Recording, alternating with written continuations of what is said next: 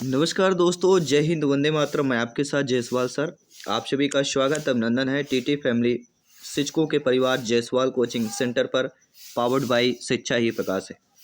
दोस्तों, आज हम बात करने वाले हैं बाल विकास 2018-19 में जो आप एमपी टेट वर्ग 2 का पेपर हुआ था, वो हम 30 प्रश्न करने वाले हैं।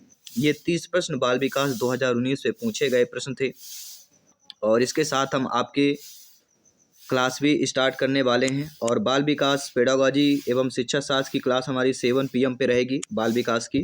तो डेली आपको 7 PM में लाइव क्लास के माध्यम से जुड़ना है।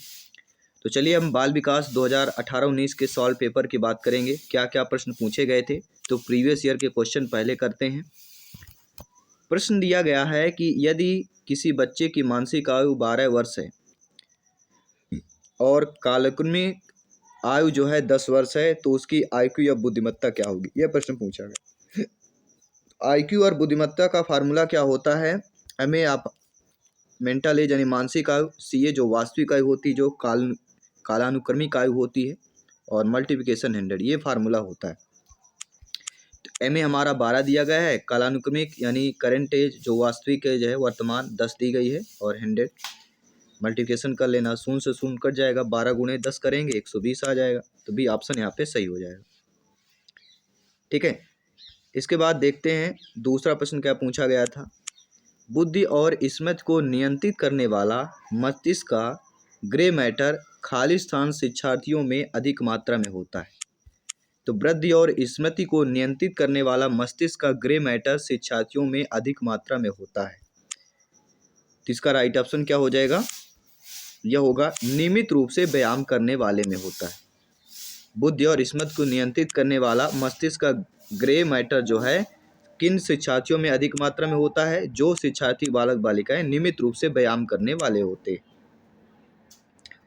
इसके बाद अगला प्रश्न है, खाली स्थान वह है जो अधिक खुला, मिलनसार, उद्यमशील, हंसमुख और काफ़ी आत्मविश्वास वाला होता है।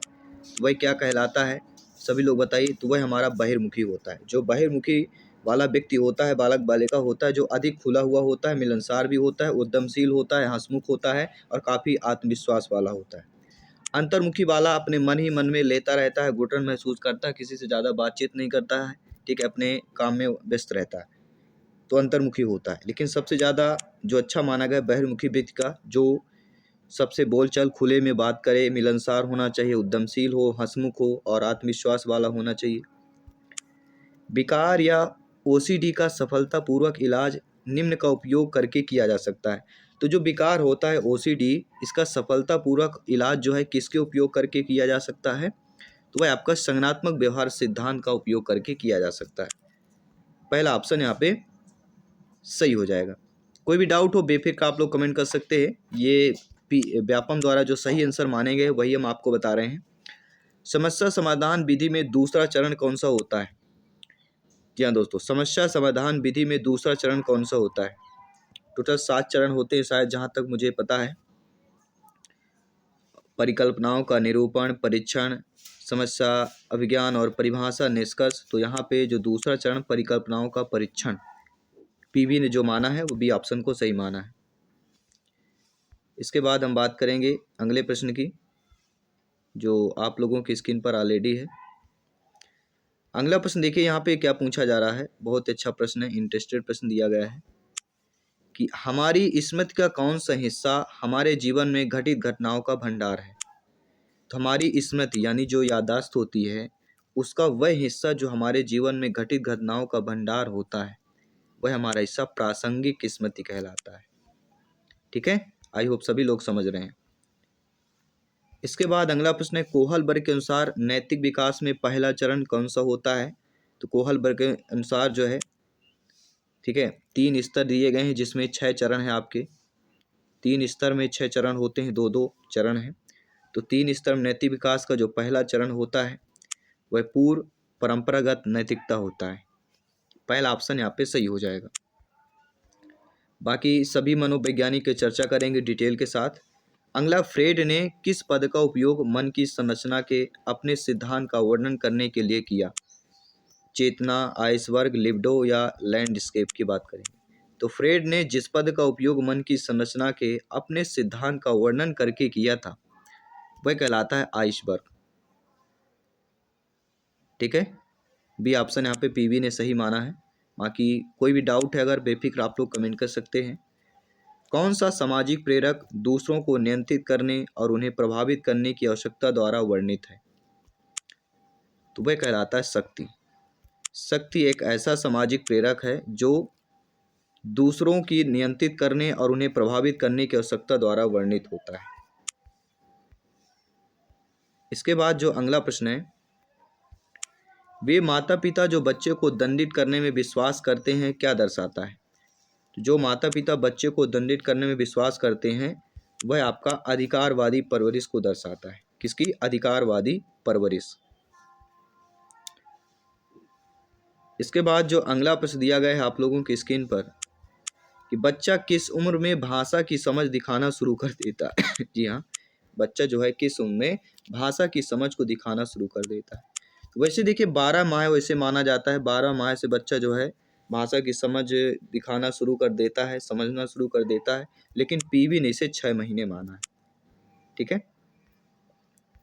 आई होप सभी लोग समझ रहे हैं। इसके बाद हम बात करेंगे अगले प्रश्न की। कौन सा समावेशी शिक्षा का सिद्धांत नहीं है?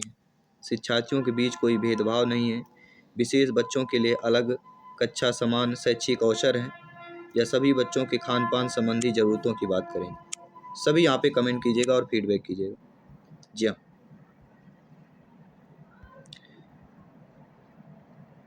तो यहाँ पे हम राइट ऑप्शन की बात करेंगे।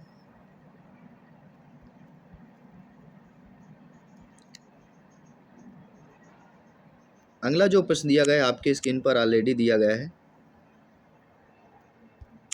कि कौन सा समावेशी शिक्षा का सिद्धांत नहीं है? शिक्षार्थियों के बीच कोई भेदभाव नहीं है, विशेष बच्चों के लिए अलग कक्षा, समान शैक्षिक अवसर, सभी बच्चों की खान पान संबंधी जरूरतों का ध्यान रखना। तो पीवी ने जिसे सही माना है कि विशेष बच्चों के लिए अलग कक्षा करना, तो ऐसा प्रावधान नहीं है समावेशी, क्योंकि अलग कर देंगे तो समावेशी फिर नहीं रह जाएगा। ठीक है, इसके बाद अगला प्रश्न है, निम्नलिखित में से कौन सा एक वह कारक नहीं है जो तनाव के विरुद्ध एक बच्चे की रक्षा करेगा?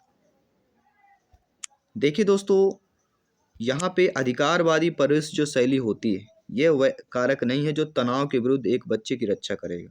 तनाव के विरुद्ध परिवार, बुद्धि, सहकर्मी रिश्ते, लेकिन अधिकारवादी परवरिश शैली नहीं करती। तो जहाँ पे अधिकारवादी शब्द दिया गया हो ये नेगेटिव माना जाता है, पेडागोजी में नकारात्मक माना जाता है। अगला है, एक 12 साल का बच्चा यह समझता है कि एक मेज का वजन वही रहता है, चाहे वह दाईं ओर हो या उल्टी हो, या सीधा हो, टेढ़ा हो, मेढ़ा हो, किसी प्रकार हो, लेकिन उसने किस सिद्धांत को समझा? 12 साल का बच्चा है वह यह मेज का वजन वही रहेगा चाहे आप किसी तरह कर लें, तो उसने किस सिद्धांत को समझा है? उसने संरक्षण, किसकी बात करेंगे? संरक्षण की बात करेंगे। मनोलैंगिक विकास सिद्धांत के अनुसार निम्नलिखित अवस्थाओं में से किसके निर्धारण या फिक्सेशन से निर्भरता में सुधार होता है? तो वह कहलाता मौखिक ओरल। मनोलैंगिक विकास के सिद्धांत के अनुसार मौखिक ओरल अवस्था में से निर्धारण फ्रिक्शन निर्भरता में सुधार होता है। मौखिक ओरल की बात करेंगे। अगला, विकास हमेशा बच्चे की उम्र से मेल खाता है, यह किस सिद्धांत के कारण होता है? तो विकास जो होता है हमेशा बच्चे की उम्र से मेल खाता है, यह सिद्धांत के किसके कारण होता है? यह दोस्तों आपके एक समान पैटर्न के अकॉर्डिंग होता है। इसके बाद अगला प्रश्न है कि प्राथमिक विद्यालय के बच्चे में समस्या निवारण कौशल में सुधार करने का सबसे अच्छा तरीका क्या होता है? तो प्राथमिक विद्यालय के बच्चों में समस्या निवारण कौशल में सुधार करने का सबसे अच्छा जो तरीका माना जाता है वह माना जाता है सोच की प्रक्रिया के स्तर में चरणों को लागू करना और आसपास के समुदाय के साथ व्यस्त करना। तो सोच की बात कर रहे हैं, यहाँ पे क्रिएटिविटी की बात की जा रही है। अगला प्रश्न है, खाली स्थान का मानना था कि व्यक्तित्व चरणों की एक श्रृंखला के माध्यम से विकसित होता है और बचपन के प्रभाव लंबे समय तक रहते हैं। किसका मानना था? अल्बर्ट बंडूरा, जीन पियाजे जी, सिगमंड फ्रायड या लेव वाइगोस्की? सभी कमेंट कीजिएगा आप लोग। तो सिगमंड फ्रायड का मानना था कि व्यक्तित्व चरणों की एक श्रृंखला के माध्यम से विकसित होता है और बचपन के प्रभाव लंबे समय तक रहते हैं। आइए बात करते हैं अगले प्रश्न की। अगला प्रश्न है कि निर्देशात्मक विकास शब्द का सूचित करता है। जो निर्देशात्मक विकास शब्द होता है वह क्या सूचित करता है? तो निर्देशात्मक विकास जो शब्द होता है वह किसको सूचित करता है? दर, सीमा, दिशा, विशिष्ट गुण। तो यहाँ पे विशिष्ट गुण is the right option, correct answer हो जाएगा। पीबी ने सही माना है। जब पर्यावरणीय प्रभाव संज्ञानात्मक कारकों के साथ मिलकर अधिगम के लिए जिम्मेदार होते हैं तो इस तरह के अधिगम को निम्न रूप में जाना जाता है। तो किस रूप में जाना जाता है इस प्रकार के अधिगम को? जब पर्यावरण प्रभाव संज्ञानात्मक कारकों के साथ मिलकर अधिगम के लिए जिम्मेदार होते हैं, यह हमारा सामाजिक अधिगम के रूप में जाना जाता है। अगला प्रश्न है कि एक भावी शिक्षक के रूप में आपको किसकी आवश्यकता होगी और विभिन्न छात्रों की कक्षा के साथ जुड़ना होगा? जब आप लोगों की नियुक्ति होगी, आप लोग अध्यापक अध्यापिका बनेंगे, तो इस प्रकार से भी प्रश्न पूछा गया था कि जब आप लोग अध्यापक अध्यापिका बनेंगे, भावी शिक्षक हैं, तो इस रूप में आपको किसकी आवश्यकता होगी और विभिन्न छात्रों की कक्षा के साथ जुड़ना भी है आपको, तो आपको किसकी आवश्यकता होगी? समझ की। इसके बाद अगला प्रश्न है, निम्नलिखित में से कौन सा गहन चिंतन कौशल का एक उदाहरण नहीं है? देखिए, गहन चिंतन कौशल की बात कर रहे हैं तो वर्गीकृत करना, लक्ष्यानुसरण, व्याख्यात्मक, लेकिन तत्कार तैयार करना यह गहन चिंतन कौशल का उदाहरण नहीं। अकॉर्डिंग टू क्वेश्चन हमारा पहला ऑप्शन सही हो जाएगा। अगला, जब बच्चे यह पहचानते हैं कि प्रत्येक दूसरे लोगों के विचारों और भावनाओं से अवगत है तो यह क्या कहा जाता है? तो जब बच्चे यह पहचानते हैं कि प्रत्येक दूसरे जो है लोगों के विचार और जो भावनाएं होती हैं उनसे वह अवगत हैं, तो ये क्या कहा जाएगा? तो उनसे अवगत हैं तो ये कहा जाएगा आत्म प्रतिबिंबित। आत्म प्रतिबिंब का मतलब होता है सेल्फ रिफ्लेक्शन, ठीक है, क्योंकि यहाँ पे डायरेक्टली दे, जब बच्चे यह पहचानते हैं कि प्रत्येक दूसरे लोगों के विचार और भावनाओं अवगत है, अवगत मतलब जानते हैं, तो आत्म प्रतिबिंब सेल्फ रिफ्लेक्शन की बात करेंगे।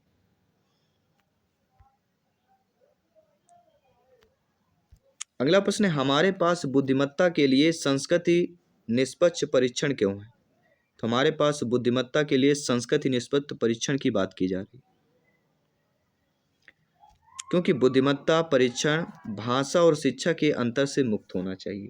हमारे पास बुद्धिमत्ता के लिए संस्कृत निष्पक्ष परीक्षण इसलिए है क्योंकि बुद्धिमत्ता परीक्षण भाषा और शिक्षा के अंतर से मुक्त होना चाहिए। तो पीबी ने इसे सही माना है। इसके बाद अगला है कि निम्नलिखित में से कौन सा विद्यालय प्रदर्शन में असफलता का प्रभाव निर्धारित करता है? तो इनमें से विद्यालय प्रदर्शन में असफलता का प्रभाव जो निर्धारित करता है वह हमारा कौन सा हो जाता है? वह आपका निर्धारित करता है कि चुनौती बच्चों से जो करने के लिए कहा गया है आकर्षक या प्रासंगिक नहीं है। तो असफलता का प्रभाव निर्धारित करता है। अगर चुनौती बच्चों से जो कार्य करने के लिए कहा गया है आकर्षक या प्रासंगिक नहीं है तो यह असफलता का प्रभाव होगा। इसके बाद अगला प्रश्न है कि यदि एक शिक्षार्थी बालक बालिका सहज ज्ञान युक्त है तो वह कैसा होगा? तो कोई बालक बालिका सहज ज्ञान से युक्त है तो वह जो वे मूर्त तथ्यों और विवरणों पर ध्यान देंगे, क्योंकि सहज ज्ञान से युक्त है तो मूर्त तथ्यों और विवरणों को क्या करेंगे? ध्यान देंगे। भी ऑप्शन यहाँ पे सही माना गया है या पहला ऑप्शन सही माना गया है? सभी लोग बताइए। तो यहाँ पे पीबी ने जो है पहला ऑप्शन सही माना है। यदि एक शिक्षार्थी सहज ज्ञान युक्त है तो वह कैसा होगा? वे बड़ी तस्वीर देखते हैं और सब कुछ जोड़ने की प्रक्रिया को देखते हैं। वे चीज़ें कैसी हैं इसकी वास्तविकता पर ध्यान देते हैं। वह चीज़ों को विशिष्ट शब्दशः ढंग से देखने की कोशिश करते हैं। अब आप लोग बताइए, यदि एक शिक्षार्थी सहज ज्ञान युक्त है तो वह कैसा होगा? तो यहाँ पे पीबी ने पहले ऑप्शन को माना। आपके अकॉर्डिंग क्या है आप लोग भी बता सकते हैं। किस प्रसिद्ध प्रोफेसर ने प्रतिपादित किया कि बच्चे सामाजिक संबंधों के कारण आत्म केंद्रित स्थिति के समाजशास्त्र की ओर बढ़ते हैं। जी हाँ, किस प्रसिद्ध प्रोफेसर ने यह प्रतिपादित किया कि बच्चे जो हैं सामाजिक संबंधों के कारण आत्म केंद्रित स्थिति से समाज शास्त्र की ओर बढ़ते हैं? तो किसने प्रतिपादित किया है? तो हम बात करेंगे जीन पियाजे जी की। किसकी बात करेंगे? जीन पियाजे जी की बात करेंगे। निम्नलिखित में से कौन से शिक्षण की समस्या को हल करने की विधि गलत लाभ है? देखिए, समस्या को हल करने के शिक्षण की बात करें, सभी विशेषज्ञ इस पद्धति का उपयोग समस्या को हल करने के लिए नहीं कर सकते। ये भी बात सही है, सभी विशेषज्ञ की बात कर रहे हैं। इस प्रक्रिया में शिक्षार्थी या लर्नर जो है सक्रिय रूप से भाग लेते हैं, ये भी सही है। यह शिक्षार्थी लर्नर को अधिगम की प्रक्रिया में दिलचस्पी दिलाता है, ये भी बात सही है। इस पद्धति का उपयोग करने से अधिगम का मूल्यांकन आसान हो जाता है। तो क्या हमारा दिया गया है कि कौन सी शिक्षण की समस्या को हल करने की विधि गलत है? तो शिक्षण की समस्या, तो देखिए अगर समस्या को हल करना है तो मूल्यांकन आसान नहीं हो जाता। इस पद्धति का उपयोग करने से अधिगम का मूल्यांकन आसान हो जाता है। तो पीबी ने डी ऑप्शन को माना। ठीक है, वैसे हमें लग रहा है कि पहला ऑप्शन होना चाहिए था, लेकिन पीबी ने से डी ऑप्शन को चयन किया है, डी ऑप्शन को माना है। बच्चों में शब्द खोजने की समस्या का निदान होता है, तो हम बात करेंगे डिसलेक्सिया। बच्चों में शब्द खोजने की समस्या का निदान डिसलेक्सिया होता है। और क्षैतिज डेकल आयु नामक घटना का जो वर्णन है किसने किया है? एरिक्सन, जीन पियाजे जी, फ्रायड या वाइगोस्की की बात करेंगे। तो क्षैतिज डेकल आयु नामक घटना का वर्णन किसने किया? जीन पियाजे जी ने किया। तो आई होप सभी प्यारे मित्र अच्छे तरीके से समझ गए होंगे। ये बाल विकास के हमने जो वर्ग 2 में प्रीवियस ईयर में पूछा गया था उसको हमने यहाँ पे किया है। बाल विकास ओल्ड पेपर 2019 का टॉप 30 प्रश्न हमने किया। और 7 PM में आपके बाल विकास की क्लास होगी, जो पहला पार्ट आपका आना है उसकी क्लास होगी। तो 7 PM की क्लास बिल्कुल मिस मत करिएगा। और सोशल साइंस की क्लास आपकी 11:30 में होती है। और जल्द ही आपकी साइंस की क्लास 4 PM में स्टार्ट होने वाली है। ठीक है, तो 4 PM में साइंस की क्लास होगी। और बाकी अदर क्लासेज है उनको भी कोशिश करेंगे टाइमिंग बनाकर। तो सभी लोग जुड़े रहिए, प्रिपरेशन करते रहिए। सभी मित्रों को जय हिंद, वंदे मातरम, धन्यवाद सभी का।